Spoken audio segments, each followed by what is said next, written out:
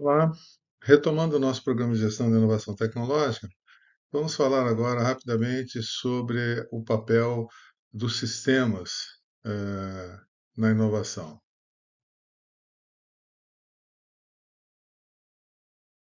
Ainda na parte um, gestão de inovação, vamos para a primeira subparte, adaptação, né? O sistema organização como se um sistema adaptativo. Existem algumas bibliografias que tratam do tema, aqui alguns exemplos, novamente exemplos que eu tenho comigo. E aqui, se eu tivesse que recomendar apenas um, eu ficaria com este livro aqui, do Peter Senge, A Quinta Disciplina, né?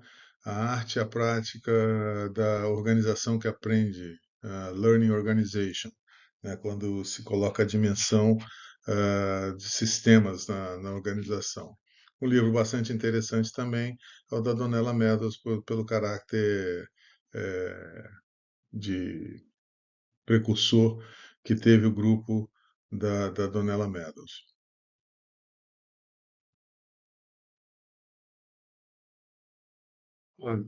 Desde o início das civilizações, né, o ser humano se deparou com o universo à sua volta e ele sempre teve uma abordagem sistêmica. Por quê? Porque ele não conseguia entender as partes disso, né? Então ele via tudo como um todo e tentava explicar aquilo ali da melhor maneira que fosse possível, observando simplesmente. E quando chegou no século XVII, surgiu um fenômeno conhecido como reducionismo científico, né? Que é em contraposição ao holismo anterior, né? O holismo é a capacidade de ver tudo ao mesmo tempo. O reducionismo ele nasceu junto com a ciência moderna e foi, ou seja, a explicação do todo a partir das partes. Foi quebrando o todo em partes até chegar no átomo, e isso aí deu grandes avanços para a ciência. O problema do reducionismo, e isso só foi ser verificado praticamente no século XX, é que depois que você chegava na parte mais detalhada do sistema, você, juntando todo aquele conhecimento, não conseguia recriar coisas complexas, né? Como, por exemplo, sistemas climatológicos, meteorologia, por exemplo. E aí começou-se a estudar há menos de 100 anos ah, os sistemas, né? E a disciplina chamada dinâmica de sistemas, que é uma coisa relativamente nova, ela foi dividida em quatro grandes áreas, e nós não vamos entrar em nenhuma delas especificamente, porque são áreas que transcendem a própria disciplina que nós estamos tratando, mas só para fim de conhecimento geral, cuidam da informação, da dinâmica e do caos, da computação e da evolução. E tudo isso aqui trata de uma coisa em comum, que é a complexidade. Lembra lá do mundo VUCA, que a gente falava da complexidade, né? Muitas variáveis envolvidas. E aqui um fenômeno bastante curioso, que é estudado por muitos cientistas, que são as formigas legionárias, né, da Amazônia, diga-se de passagem, da Amazônia brasileira, da Amazônia em geral. Essas formigas têm um comportamento bastante interessante, porque isoladamente, individualmente, são dos seres mais simples, mais singelos do planeta. E, no entanto, quando colocadas em grandes colônias de 500 mil a alguns milhões de indivíduos, elas adotam fenômenos que foram chamados, elas adotam o comportamento de algo que foi chamado como superorganismo. E elas externalizam comportamentos extremamente complexos, como por exemplo esse que a gente vê na imagem aqui. Nós temos aí um grupo de formigas atravessando de uma folha para outra folha, fazendo uma ponte com os corpos das próprias formigas. Só que o curioso aqui é o seguinte: individualmente elas são todas iguais. Não existe uma formiga chefe, uma formiga engenheira, uma formiga líder, uma formiga mais inteligente ou mais carismática do que as demais. Elas simplesmente se organizam e atravessam esse espaço que é muitas vezes maior do que o tamanho dessas formigas. E elas não voam, elas simplesmente vão montando umas sobre as outras até cumprir a distância necessária.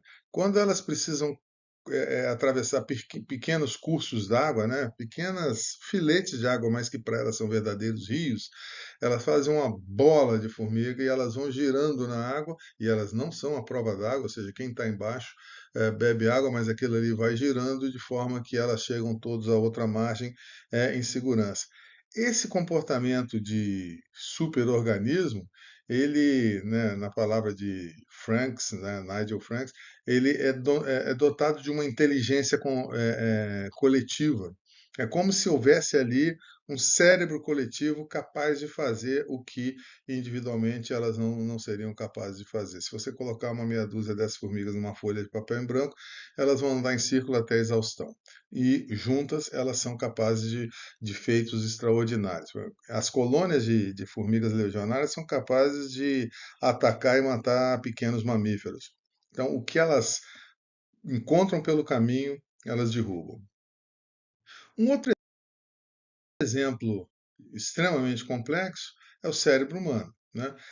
O cérebro humano é muito mais do que uma juntada de neurônios, mas se a gente reduzir, para ficar simples a analogia, o cérebro a trilhões de neurônios isolados, a gente vai verificar o seguinte: isoladamente, o neurônio é como se fosse um switch, um interruptor liga-desliga. Quando eles se comunicam via rede, eles não têm que falar com o vizinho mais próximo, eles podem, porque tem vários componentes aí ligando os neurônios entre si, eles, esse processo de liga e desliga, eles criam o que se convenciona a chamar de sinapse. E cada vez que acontece uma sinapse, algo é aprendido.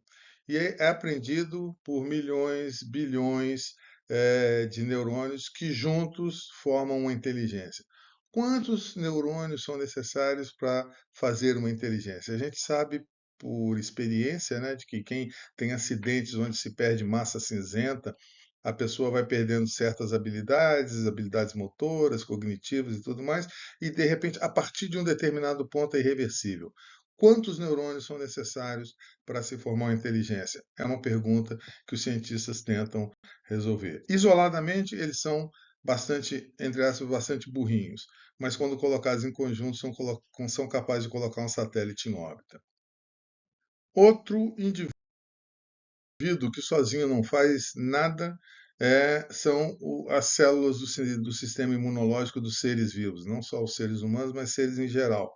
Então, são células que estão ali para defender o organismo do ataque de células invasoras ou, enfim, células danificadas, né?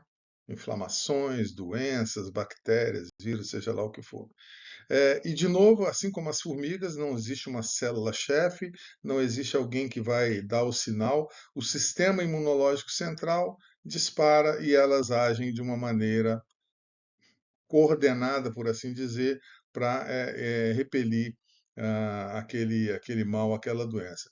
O curioso é que existem algumas células de sistemas de doenças eh, que atacam o sistema imunológico, né? Os famosos imunodepressivos lá, tipo HIV, que vão fazer com que esse sistema imunológico ataque ele próprio, o próprio sistema, e aí você morre disso. Mas, de novo, é um dado curioso, ou seja, o sistema imunológico dos corpos, dos seres vivos. Se a gente for para o mundo, isso tudo que a gente viu no mundo microscópico, né? Se a gente passar para o mundo macroscópico, essa figura aí representa o que Adam Smith chamou de a mão invisível do mercado. Então, o mercado ele adota um comportamento coletivo de forma extremamente complexa e difícil de prever, mas ele busca um equilíbrio, né? E isso é macroscopicamente, ou seja, o mercado é formado por indivíduos, empresas, governos locais, governos regionais, nações, e ele tem uma certa vida própria que sempre busca o equilíbrio. Existe uma crise, ele vai se recupera e depois, então aquela figura da mão invisível do mercado foi criada porque existe alguma forma deste sistema se autorregular, que também tenta ser explicado nos cursos de economia. Estão tentando até hoje. Outro exemplo, a rede mundial, né? A www. Então, você tem aí que a internet é formada por milhões de computadores sem um líder central e eles, quando você pega algum fenômeno que se convenciona a chamar de viralizante, né, a moda pega, é que nem aquela história de saber onde é que entra no brejo, mas não sabe onde é que sai. Assim. As pessoas podem começar um movimento, mas não sabem aonde aquilo vai acabar, porque o sistema é muito complexo, você não consegue dominar todas as variáveis.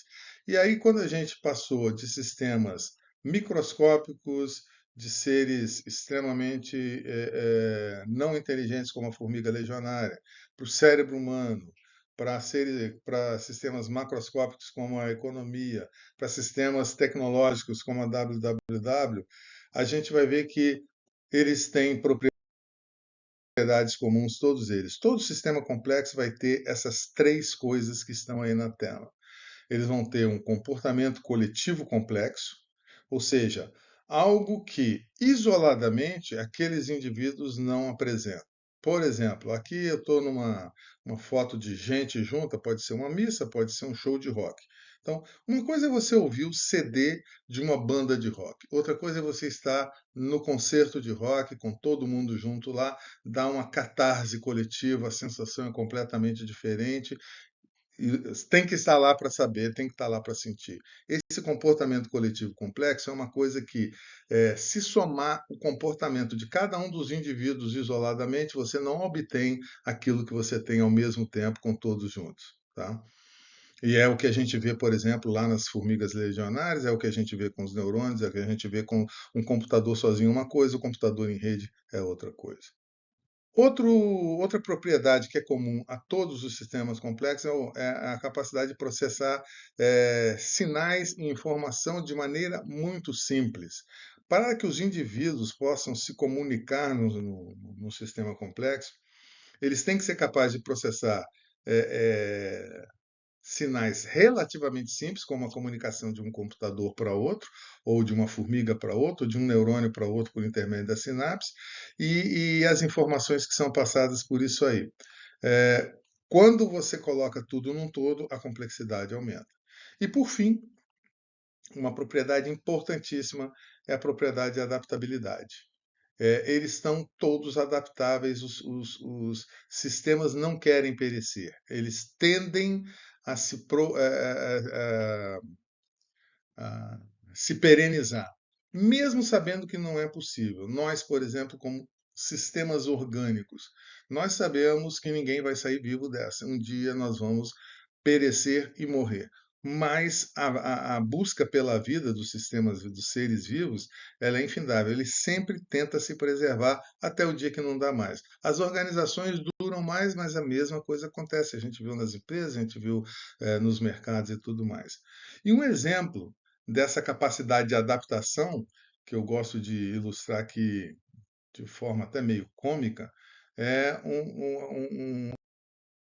um exemplo que a gente vê nos seres vivos, né? O que eu apelidei aqui do Tanaka. É um videozinho produzido pela BBC, narrada pelo. Me foge agora o nome dele, mas vamos ver o filme dele aqui agora, que eu espero que passe aqui na tela. David Attenborough. Ele vai mostrar como é que esse corvo se adapta num ambiente urbano. Não vou ter o link aqui agora, mas eu vou arranjar um jeito de passar esse vídeo aqui na tela. Senão eu anexo o vídeo isoladamente. O Tanaka é um ser, é um corvo que migrou do campo, né, expulso pela atividade humana, para a cidade, isso é filmado no Japão, e ele. Tanaka é apelido que eu dei, não tem nada a ver de Tanaka, é brincadeira. E aí ele, quando chega na selva urbana, por assim dizer, ele procurando comida, ele acha uma castanha. né? A castanha faz parte da dieta dele. O problema é que ele, ó, como toda ave, não tem dente e ele precisa quebrar aquela castanha. Então ele começa a fazer voos de mergulho para arremessar a castanha contra o solo duro do asfalto, coisa que ele não tinha lá na mata, mas agora na cidade é outro ambiente, outro alimento, e aí ele começa a fazer voo de mergulho. O problema é que a produtividade é muito baixa. Algumas vezes a castanha quebra, outras vezes a castanha não quebra. Então, para melhorar a produtividade, o Tanaka se adapta e começa a pousar nas linhas que cruzam as vias, né, as vias urbanas, e arremessa a castanha no tráfego, né? Então, quando passa um carro, um caminhão, um ônibus e quebra aquela castanha, para ele vai lá coletar a noz que ele quer comer de dentro da castanha. O problema é que a produtividade aí aumenta bastante, mas aumenta muito mais o risco, porque na hora que ele vai coletar a castanha, obviamente ele corre o risco de ser atropelado. E aí o Tanaka, mais uma vez, faz uma adaptação impressionante, que ele, seguindo essa lógica de usar o automóvel para quebrar a castanha para ele, ele vai para cima do sinal, do semáforo. E aí ele coloca a castanha na faixa de pedestre, né, por cima do fio, ele joga na faixa de pedestre, vai para a lateral, aguarda o sinal de pedestres abrir, depois que a castanha estiver quebrada, caminha até a castanha, come, e quando o sinal fecha para o pedestre e abre para o trânsito, ele sai de lá e vai jogar novas castanhas. Então, é um exemplo assim clássico de adaptabilidade de um ser vivo que, obviamente, não teve que fazer MBA para entender isso. Então, arranjo um jeito depois de colocar esse vídeo atrelado ao a essa apresentação. Um daqueles livros que eu mostrei ali no começo é da Mitchell, 2009, e ela faz uma definição de sistemas complexos. Ela faz duas definições, na verdade, uma longa e uma curta, né? Uma mais precisa, que é essa aqui. O sistema complexo é aquele no qual grandes redes de componentes sem qualquer controle central, né? As formigas, cada não tem um controle central dando ordens, com regras de operação simples, dão origem a comportamentos coletivos complexos, processamento sofisticado de informações e adaptação por meio de aprendizado e evolução. Aqui a gente observa as três, as três propriedades que eu mencionei lá. Ó. É, comportamentos coletivos complexos, opa, processamento sofisticado de informações e adaptação, ok? A definição mais simples da mesma Mitchell é um sistema que exibe comportamentos emergentes e auto-organizados não triviais. Auto-organizados e emergentes são conceitos que a gente ainda não tratou e nós vamos tratar para poder entender o que vem a ser o conceito de emergência quando a gente fala de sistemas complexos. Tá? Aí, se nós, de novo, recorrermos a alguma forma de analogia, nós podemos pensar o sistema como se fosse uma rede de comunicações, como a gente vê aqui no globo, né? Eletrificada ou eletrônica, ou seja lá qual for a representação que a gente quiser fazer disso aqui. Então, o sistema ele é formado de três componentes: os elementos que fazem esse sistema ser o sistema, ou seja, os indivíduos, as conexões entre esses elementos e a função. No caso de sistemas humanos, o nome dado para a função é propósito, ou seja, com que propósito aquele sistema foi montado, ou qual é a função que aquele sistema natural possui para existir como tal. Existe uma fábula indiana que diz que uma aldeia de cegos que nunca tinha travado contato com um elefante foi visitada uma vez por estrangeiros que vieram para aquela aldeia com um elefante, e aí eles foram ter contato com esse elefante, e, obviamente, como sendo cegos, eles tiveram que apalpar o animal para entender o que ele era. Então, a fábula conta o seguinte, que o cidadão que apalpou a tromba do elefante, diz que era um animal grande, dotado de uma grande mangueira. Aquele que bateu a mão no dorso falou que era uma parede. O outro que pegou a cauda falou que era um cipó. O outro que pegou a perna falou que era um tronco. Ou seja, os elementos daquele sistema não eram capazes de descrever o sistema. Só para fazer a analogia é o seguinte: uma vez que eu veja o sistema pelas partes dele, isso não é suficiente para eu entender o sistema como um todo. Não basta eu somar. E aí voltamos àquele slide original lá, holismo versus reducionismo. Quando eu faço eu sigo no caminho do reducionismo, eu consigo entender cada uma das partes. Mas na hora que eu somo as partes, eu não consigo fazer juízo daquele sistema como um todo. Então eu preciso ter uma visão sistêmica para aquilo ali. Um exemplo interessante de como esses elementos não explicam tudo está no sistema árvore, por exemplo. A árvore, que não seja uma árvore perene, como a gente vê em alguns lugares, né? Tem as decíduas, que são as árvores que perdem as folhas por causa das estações do ano, como estão aqui na ilustração, e tem aquelas perenes que se preservam durante o ano inteiro, porque o clima não exige que elas façam isso, né? Então, o que acontece no inverno, por exemplo, no hemisfério norte, com uma planta decídua? Ela precisa ceder as folhas por uma questão de oxigênio, ela precisa de se preservar.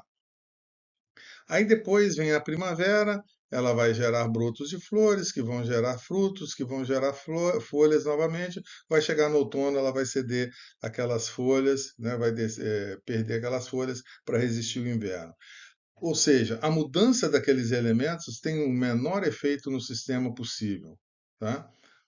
Considerando aquelas três partes: os elementos, as conexões e as funções. Se eu soltar parte dos elementos, não necessariamente o sistema vai perecer. Devem permanecer intactas, no entanto, as conexões e as funções. Por quê? Nas conexões estão o fluxo de informações necessárias para que o sistema opere. Sem o fluxo de informações, seja lá qual for o tipo de informação, o sistema não funciona. Vamos pegar, por exemplo, aquela mesma árvore, e se ela, em vez de absorver oxigênio e expelir gás carbônico, se ela fizesse o contrário, absorvesse gás carbônico, aliás, perdão, se ela, ao invés de absorver gás carbônico e expelir oxigênio, que é o que ela faz, se ela fizesse a absorção de oxigênio e expelisse gás carbônico, ela se tornaria um mamífero, que é o que a gente faz, né? Quando a gente pega e traz para dentro o oxigênio, a gente expele o CO2. Então, uma mudança nas conexões altera fortemente o sistema. E uma definição interessante dada por essa senhora aqui, que foi a Donella Meadows, eu falava no começo que as funções dos sistemas, quando feitas para sistemas humanos, são chamadas de propósitos. Ela chamava a atenção que os propósitos são deduzidos a partir do comportamento e não da retórica, não daquilo que está escrito, dos objetivos estabelecidos na parede. Ou seja, não é aquilo que se escreve, aquilo que se diz, mas aquilo que se faz. Tá? Isso aqui para a gente ter uma lembrança quando for falar do sistema organização mais para frente. Existe a necessidade de que haja uma harmonia grande entre as funções e as subfunções, porque se a gente pensa que os sistemas, né, por exemplo, se a gente fala que uma organização, como uma empresa, uma escola, um país, uma cidade, ela é uma organização sistêmica e ela é feita de indivíduos, e cada um desses indivíduos é um sistema orgânico, aí o nosso organismo vai ter o sistema vascular, o sistema neurológico, o sistema nervoso, sistema muscular e coisa e tal. Então a gente já deduz que existem sistemas e subsistemas e subsistemas e subsistemas. Se existem sistemas e subsistemas, é porque existem funções e subfunções. E essas funções e subfunções, mais ou menos que nem aquilo que eu falava da matrioshka, das bonequinhas russas, elas têm que estar harmoniosas, não pode estar uma atravessada no outro, porque senão o todo não fala. Então, por exemplo, se as árvores crescessem o tanto que elas pudessem crescer, porque existe oxigênio, existe água e tudo mais, o mundo seria coberto de vegetação. Isso não acontece. Até por isso, a mesma Donella Meadows escreveu uma coisa que foi denominada como o arquétipo chamado de limites ao crescimento, que é um outro assunto, vem dela também. É uma limitação que existe para os sistemas, esse arquétipo. São 10 arquétipos de sistemas. Nós não vamos entrar no mérito porque a disciplina não é pensamento sistêmico e sim gestão da inovação.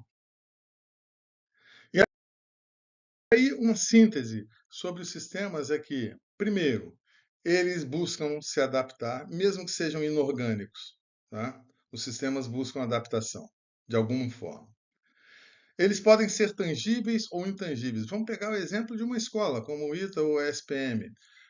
O que tem de tangível? As pessoas, certo? Os alunos, os professores, o corpo administrativo, o pessoal da limpeza, enfim, os terceirizados, o prédio, as carteiras, tudo isso é tangível.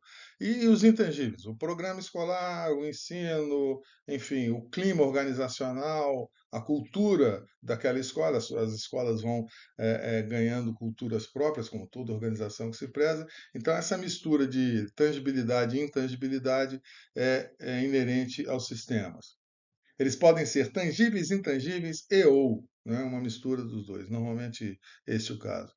E aquilo que eu falei, sistemas, se existem funções e subfunções, é porque existem sistemas e sistemas. E, de novo, eles vão tentar se perpetuar, ainda que isso não seja possível. E aí uma coisa que é função do comportamento coletivo complexo, o sistema é sempre maior do que a soma dos elementos, sempre. Porque quando os elementos estão isolados, eles não são capazes de emular aquilo que acontece quando eles estão juntos no sistema. Então, de novo, o sistema vai ser formado por essas três coisas aí: elementos, conexões e funções, que são funções de funções, né? Ou propósitos. E aí é muito comum as pessoas usarem palavra complexa no seguinte contexto, né? A gente pensa assim, principalmente quem convive com gerações mais antigas, o avô, os pais mais velhos, enfim, professores e tal, vai falar assim: ah, o mundo está cada vez mais complexo. Porque lá atrás um carro era cheio de peças mecânicas, não tinha essas conectividades todas, se não traz a chave por contato próximo, nada funciona. Antigamente funcionava tudo, porque era tudo mecânico, era bem mais simples, né? E agora a coisa ficou muito complexa, né? É uma verdade, mas é uma verdade relativa. Por quê?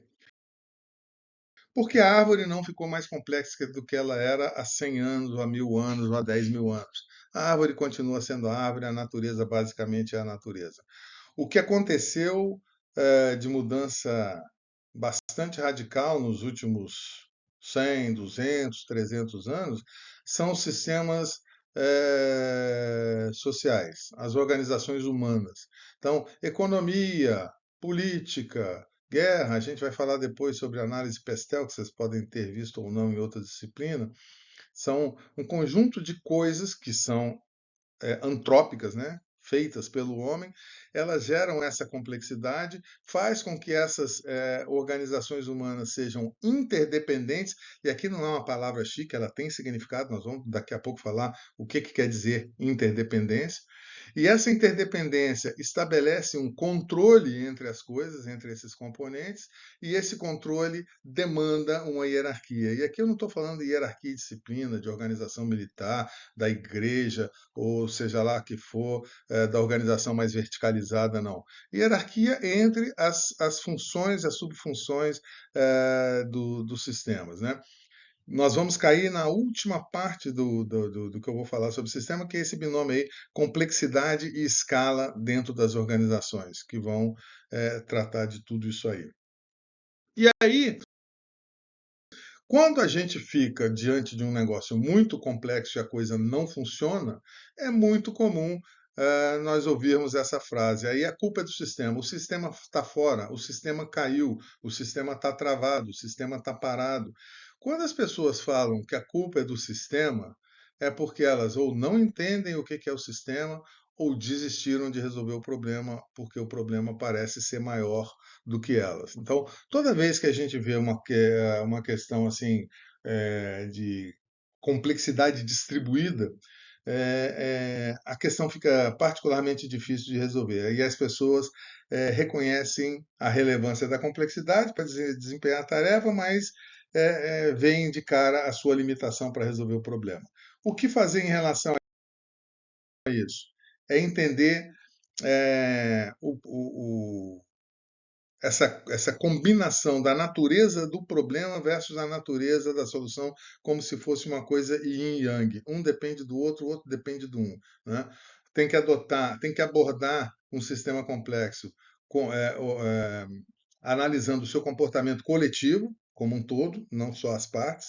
Tem que olhar numa perspectiva multiscala, ou seja, não basta olhar só uma fatia, eu tenho que ver, dar o passo para trás para a famosa lugar comum, né, para ver a big picture. Observar o processo evolucionário, não adianta tirar uma foto, eu tenho que ver o filme, nada acontece por acaso, eu vejo o que está acontecendo hoje e se eu não quiser entender, se eu quiser entender o que está acontecendo hoje, eu tenho que ver de onde veio isso, como é que veio evoluindo esse problema que está se materializando agora. E qualquer abordagem que tenha que ser feita, ela tem que ser orientada a objetivos. O que, que eu quero resolver com aquilo ali? E aí, no nosso próximo segmento, nós vamos responder essa pergunta que aí está. Então, para que eu estou falando de tudo isso e por que esse sistema é importante? Para que a gente possa entender como lidar com problemas em ambientes complexos. Ou seja, se eu estou diante de sistemas de ambientes complexos, estamos cada vez mais diante de ambientes complexos, porque nós criamos esse ambiente, né? Nós, organizações humanas, é preciso saber alguma coisa sobre o sistema para entender, para poder aplicar a solução para esses problemas. Então, até daqui a pouco no próximo segmento.